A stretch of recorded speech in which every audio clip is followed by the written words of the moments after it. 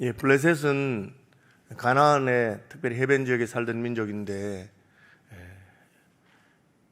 이스라엘하고는 오랫동안 분쟁해온 그런 민족이었습니다. 우리가 잘 아는 블레셋 장군인 골리앗이라고 하는 가드 사람 골리앗이라고 나와 있습니다. 오늘 본문에도 가사라든지 아스글론이라든지 하는 게 있는데 이게 블레셋의 도시국가였습니다. 블레셋은 도시국가 연맹처럼 그렇게 돼 있고 왕이 있긴 하지만 각 지역에 책임 있는 그 영주들이 같이 이렇게 힘을 모아서 있는 그런 느슨한 형태의 국가처럼 보이는 그런 겁니다. 원래 하나님께서 가나안 땅을 정복하실 때 모든 민족을 진멸하라 그렇게 하셨고 여호수아 때에는 조금만 힘을 썼으면 모든 민족을 진멸할 수 있던 그런 기회가 있었습니다. 그런데 그 당시만 해도 인구가 많지 않기 때문에 우리가 경기도 전체에 60만 명, 60만 가정, 60만 명이 이렇게 산다고 생각한다면 지금 우리가 수도권에 2,500만, 2,600만이 사는 걸 생각하니까 물론 오늘같이 이렇게 하나이지만 옛날에는 그 정도 땅이면 충분하다고 생각하고 길이 없거나 골짜기나 구석구석이나 바닷가 끝까지 뭐 그렇게까지는 이렇게 굳이 우리가 개척을 하거나 개간하거나 그렇게 할 필요를 못 느꼈던 것 같습니다. 그래서 여호수아 때에 조금 남겨둔 그 부족들이 다시 한번 일어나기 시작해서 다윗 때는 골리앗을 앞세우고 온 나라를 떨게 하는 그런 일이 있었습니다. 하나님의 심판을 대행하는 그런 이스라엘 백성들이 블레셋의 오랫동안 된 죄악과 우상 숭배와 잔인함과 약탈과 그런 것에 대한 심판을 하지 않으니까 역으로 시간이 지나서 이스라엘이 잘못할 때 블레셋이 쳐들어와서 이스라엘을 괴롭히고 그런 일이 생겨나게 됐습니다. 이게 사사시대였고 또 다윗 당시에도 한 번 더 기회가 있었습니다. 다윗 왕이 아주 하나님께서 나라를 강성하게 했기 때문에 다 싹 이렇게 쓰리할 수 있었는데 그렇게 하지 않고 그냥 뭐 좀 버려둔 굳이 뭐 그런 것까지 우리가 해야 되겠느냐. 철저하게 하나님 시키는 대로 가나안 지역에 우상 숭배라든지 가나안 지역에 하나님을 알지 못하는 백성들을 다 정리하는 그런 기회가 있었는데 기회를 놓쳤어요. 그리고 결국은 에레미야 시대까지 유다와 이스라엘이 다 멸망할 때까지 갔는데 유다와 이스라엘이 결국 가나안에 있는 부족들을 다 못 치시니까 이제 하나님께서 심판하시는 것을 보게 됩니다. 이 47장은 하나님의 심판에 관한 것입니다. 바로가 가사를 치기 전에라고 되어 있는데 이제 바벨론과 바로가 격돌하니까 바벨론과 애굽이 격돌하니까 바벨론의 느부갓네살 왕과 애굽의 바로의 느고라든지 이런 왕들이 서로 이렇게 다투게 되는 그 길목이 팔레스타인 가나안 땅이 됩니다. 그래서 바벨론이 이스라엘을 유다만 친 게 아니고 또 애굽의 바로가 애굽이 이스라엘을 유다만 친 게 아니고 지나가는 길에 있는 걸리는 모든 작은 부족들과 나라들을 다 치면서 이제 작은 나라들 합병해서 서로 큰 나라끼리 이제 부딪히는 그런 게 된 겁니다. 우리가 알고 있는 중국 땅에만 해도 얼마나 많은 소수민족이 있고 수많은 나라들이 일어나고 또 쓰러졌습니까? 결국은 이제 그 나라들끼리 싸우다가 큰 놈이 살아남아서 또 치고 살아남고 그렇게 해서 이 중국이라고 하는 거대한 땅덩어리 또 러시아라는 거대한 땅덩어리 가진 그런 나라들이 남아있고 뭐 그런 중에 사실은 우리나라라든지 일본이 남아있는 건 대단한 거죠. 일본도 작은 부족들이 있었는데 다 결국은 싸우다가 보니까 남아있는 겁니다. 지금 역사적으로는 바벨론과 애굽이 서로 이제 자기 힘을 가지고 중간에 있는 땅들을 갖다가 이제 병합하려고 하는 그런 때에 있습니다. 그러니까 바로가 가사를 치기 전에 이 말은 그 당시에 국제 정치라든지 그런 걸 따라서 바로도 가사를 공격하고 바벨론도 팔레스타인 공격하는 그런 시대였습니다. 그런데 바로가 단순히 가사를 공격하는 그런 일이 있지만 그것 때문에 멸망한 것이 아니고 하나님께서 이제 팔레스타인을 심판하실 때에 대해서 하나님의 심판이 있다는 겁니다. 아직 바로의 공격도 시작되기 전이었는데 그러나 그 이후에 하나님께서 이 팔레스타인을 완전히 블레셋을 정복하시는 그 일에 대해서 말하고 있습니다. 2절에 보시면 여호와께서 이와 같이 말씀하시되 보라 물이 북쪽에서 일어나 물결치는 시내를 이루어 그 땅과 그 중에 있는 모든 것과 그 성읍과 거기에 사는 자들을 휩쓸리니 홍수를 말하는 거죠. 여러분 최근에 중국에 그 큰 홍수가 나서 TV에 나온 거 보셨는지 모르겠습니다. 그렇죠. 저는 어릴 때 듣던 이야기로 불이 나면 그래도 불난 터는 남아 있는데 홍수가 나면 물 지나간 자리는 아무것도 없다고 싹 다 가져가 버리기 때문에 그런 말씀하는 거 들었어요. 불이 나면 불탄 자리에 뭐 좀 타고 남은 게 있으면 그것이라도 건져서 이렇게 주스도 할 수 있는데 물이 지나가 버리면 싹 지나가고 아무것도 없다 뭐 그런 말 한 거 있습니다. 이게 지금 하나님께서 비유로 말씀하는데 물이 일어난다 북쪽에서. 그래서 이 북쪽은 바벨론을 말하겠죠. 홍수가 일어나서 성읍과 사람들을 다 하는 것처럼 사람들만 도망가서 홍수에 피해서 도망간 사람들 남았는데 그 사람들이 모든 땅 주민이 울부짖으리라. 홍수를 표현한 것은 이 전쟁 하나님의 심판이 그냥 지역적이지 않다는 거죠. 블레셋 사람들 전부를 휩쓸고 가는 그런 것이다. 그리고 그 정도가 아주 심하다. 그렇게 말하고 있습니다. 하나님의 심판의 특징이 무엇입니까?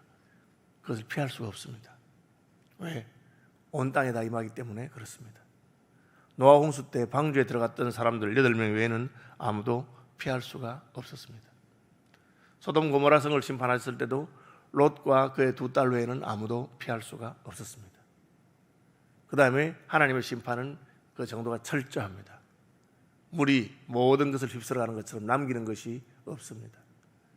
예수님께서 예루살렘 성전에 대해서 심판을 말씀하시면서 돌 하나도 돌 위에 남지 아니하고 다 무너질 것이다. 그렇게 말하고 있습니다. 에레미야 선지자는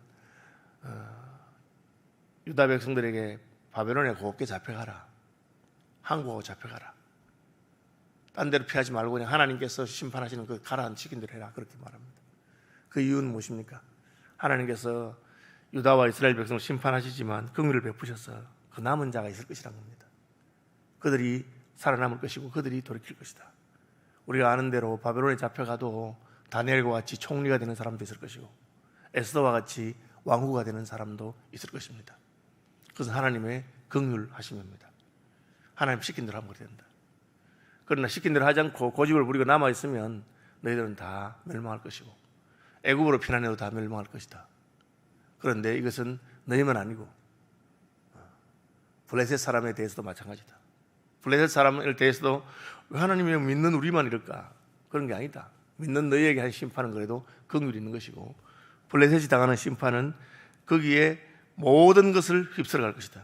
땅과 그 중에 있는 모든 것과 그 성읍과 거기 사는 자들을 휩쓸리니 사람들이 부르짖으리라. 그 땅 모든 주민이 울부짖을 것이다. 그렇게 말했습니다.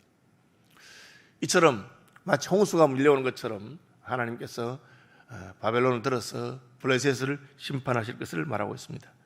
3절은 군마의 발굽 소리와 달리는 병거바퀴가 진동하는 소리 때문에. 그렇죠. 여러분 요즘 자동차가 얼마나 좋은지 차가 지나가도 소리가 크게 나지 않습니다. 아주 윤활유를 쓰기도 하고 기계가 아주 정밀하고 그리고 타이어가 고무 타이어에서 그렇죠. 옛날에는 그렇지 않습니다.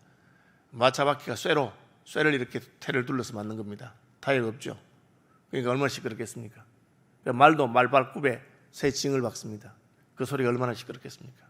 그런데 이게 한두 마리가 아니고 수백 수천의 마병과 기병이 지나가면 소리가 너무 크고 두렵고 그리고 그 소리를 듣는 사람들이 맥이 풀릴 정도로 어느 정도냐면은 아비가 자식을 갖고 피난 가다가 그 마차 소리, 병거 소리 들리니까 너무 그냥 놀라가지고 애 잡고 있던 손을 놔버린다. 우리 6.25 때 그런 이야기 많이 듣잖아요. 엄마 손잡고 가다가 어디선가 손을 놓치고 그러니까 뭐 그 다음에는 뭐 어딘지 못 찾고 엄마도 아이 잡고 가다가 잃어버리고 그런 비극이 있는 것처럼 여기 전쟁이 많은데 아버지의 손맥이 풀려서 자기의 자녀를 돌보지 못하리라. 그렇게 군인들도 그렇다 하더라고요. 비행기에서 이렇게 폭격을 하고 기총소사를 하면 너무 크고 두려워서 그냥 참호 속에 머리 쳐박고 있는 것 외에는 아무것도 할 생각이 안 난다. 그 정도로 두렵다는 것입니다. 그 이유가 무엇입니까? 이는 블레셋 사람을 유린하시며 하나님이 블레셋 사람들을 심판하신다는 뜻입니다. 두로와 시돈에 남아있는 바 도와줄 자를 다 끊어버리시는 날이라. 이 두로와 시돈은 성경에 많이 나오는데 작은 도시국가입니다. 그럼에도 불구하고 해양 무역을 통해서 경제적으로 아주 강한 나라들입니다. 배들이 있고 하기 때문에 이 두로와 시돈은 바벨론의 아수르가 침공해도 그때 그 섬으로 피했어요. 자기들 재산을 섬에 피하니까 우리나라가 청나라, 그죠? 만주족이 오면 어디로 갑니까? 강화도로 가는 거예요. 강화도로. 그런데 그 병자호란 때는 강화도로 피난 갈 시간도 없었어요. 너무 빨리 왔기 때문에. 오자마자 한양에서 강화도로 피난하는 길을 막아놓고 시작했어요. 그래서 할 수 없이 남한산성으로 피난 가서 거기서 버티다가 힘이 있습니까? 뭐 싸움도 못하고 그냥 좀 버티다가 왕이 직접 가서 머리를 찧으면서 9번 머리를 찧으면서 청나라 황제에게 항복한 그 역사가 병자호란입니다. 이 두로와 시돈은 섬이 그 근거리 되기 때문에 섬 쪽으로 갔는데, 그래서 오랫동안 남아있었던 끈질기게 남아있었던 부족 나라 국가입니다. 그리고 아시는 대로 아왕이 시돈의 공주 이세벨과 결혼할 정도로, 그게 왕족끼리 결혼이니까 상당히 그 힘이라든지 이런 게 맞아야 하거든요. 그런 사람들이었는데 하나님께서는 두로와 시돈에 남아있는 바 도와줄 자를 다 끊어버리시는 날일 것이라. 두로와 시돈은 인구가 많거나 큰 나라가 아니지만 경제적으로 강하고 힘이 있기 때문에 블레셋을 이용하고 블레셋을 도와주기도 하고 블레셋을 통해서 자기들이 하고자 하는 걸 하고 그런 경향이 있었습니다. 그런데 하나님께서 심판하시면 도와줄 만한 사람들 다 심판해 버립니다. 왜? 하나님은 항상 우리가 하나님 외에 무엇을 도와줄 것을 의지하고 하는 것을 싫어하기 때문에 그렇습니다. 그런데 블레셋 심판하는 데 있어서도 완전히 심판하기 위해서 두로의 피는 하면 살 것이라, 시돈의 피는 하면 살 것이라, 그런 생각 못하도록 두로와 시돈에 있는 자들을 다 심판하셔서 아무도 도와줄 자가 없는 것입니다. 마지막으로 한번 내가 가서 도움을 요청할 수 있는 그런 곳을 없앤다고 말씀하고 계십니다. 여호와께서 갑돌 섬에 남아있는 블레셋 사람을 유린하시리라. 이 갑돌 섬이 어디냐? 저는 크레테 섬인가 그렇게 생각하는데 발음이 크레테, 갑돌 비슷해서 그런데 분명하진 않아요. 제가 성경 사전 같은 찾아보니까 분명하지 않은데 어쨌든 이렇게 되어 있어요. 갑돌 섬 하는, 갑돌이라고 하는 지역이 블레셋 사람들의 원래 거주지였다. 원래 자기들의 그 고향이었다고 말합니다. 이를테면 가야가 일본 사람들의, 가야에 있는 사람들이 일본에 건너가서 일본 왕족이 되고 뭐 그런 말 하잖아요. 그럼 가야가 일본의 원 거주지라고 하는 겁니다. 미국에 있는 주류층을 와스파라는데 화이트 앵글로 섹슨 프로테스탄트라는 뜻입니다. 그래서 앵글로 섹슨족의 원거주지가 영국과 아일랜드 북쪽 그렇습니다. 그러면 하나님만이 미국을 심판한다면 미국만 심판하는 게 아니고 대서양 건너 섬 갑돌 섬에 있는 사람까지 다 죽이겠다. 너희 뿌리까지 찾아가서 일본을 심판할 때 일본 왕족만을 심판하는 게 아니고 가야에 있는 사람까지 다 죽이겠다. 그 뜻입니다. 굉장히 철저하죠. 이게 하나님의 심판입니다. 갑돌 섬에 갑돌을 떠나지 않냐고 남아있던 사람들까지 그렇게 하나님께서 다 심판해버려서 그야말로 뿌리를 뽑아버리겠다. 그렇게 말씀하고 계십니다. 가사는 대머리가 되었고, 이 대머리라고 하는 것은 약간 수치스러운 것을 말합니다. 머리를 자랑하기 때문에 대머리가 되었고, 아스글론과 그들에게 남아있는 평지가 잠잠하게 된다니, 말할 사람이 없다는 거죠. 어디 가면 잠잠합니까? 공동묘지 가면 잠잠합니다. 떠드는 사람이 없죠. 다 죽었으니까. 내가 내 몸 배기를 어느 때까지 하겠느냐. 이것은 자기들의 신이 응답하지 않을 때 아시는 대로 바알과 아세라를 섬기던 제사장들이 자기 몸을 베고 막 그렇게 합니다. 그게 수치와 통분과 자기들이 당한 것이 그런 고통을 표현하는 방법이고요. 뒷거를 죄를 무릅쓰는 것도 그런 방법이시죠. 그런데 그렇게 할 정도로 하나님의 심판이 엄중했는데 그것은 여호와의 칼이 임했기 때문입니다. 6절이죠. 오호라 여호와의 칼이여, 내가 언제까지 쉬지 않겠느냐. 내 칼집에 들어가서 가만히 쉴지어다. 칼아 이제 좀 그만해라. 어지간하지 않느냐. 가라, 좀 그만해라. 바벨론을 여호와의 칼로 쓰면 바벨론아, 이만하면 어찌가 잘하지 않느냐, 좀 그만하면 좋겠다. 그렇게 말하니까 칼이 말합니다. 여호와께서 이를 명령하셨은즉 어떻게 잠잠하며 쉬겠느냐. 나도 쉬고 싶지. 그런데 여호와께서 명령하신 것이다. 여러분, 하나님의 명령을 내리면 돌들도 소리치고, 하나님 명령 치면 별들도 노래하고, 하나님이 명령하면 그것을 거부하고 거절할 자가 없습니다. 천지에서 하나님 명령을 거부하고 거절하는 것은 인생밖에 없습니다. 인생은 하나님이 자유의지를 줘가지고 하나님이 명령해도 우습게 생각하고 그걸 거부합니다. 그러니까 하나님께서 마지막에 심판하시는데, 여호와의 칼이 얼마나 엄중하고 고통스러운 중에서 자기 몸을 베면서 부르짖고 이제 좀 그만하면 안 되겠느냐 하는데 아직 끝이 난 것이 아닙니다. 요한계시록에도 그 7 대접이라든지 7 나팔이라든지 끝난 것 같은데 끝이 아닙니다. 하나의 대접이 있고 둘이 있고 7이라고 완전한 걸 말하거든요. 그렇게 하나님의 심판은 온전하게 끝까지 간다 하는 것을 말하고 있습니다. 아스글론과 해변을 치려하여 그가 정하셨느니라. 해변은 이제 블레셋의 근거지를 말하는데 하나님께서 그렇게 정하셨다. 하나님은 유다와 이스라엘만을 심판하시는 분이 아닙니다. 하나님은 온 세상을 심판하십니다. 그런데 하나님이 유다를 먼저 심판하실 수 있습니다.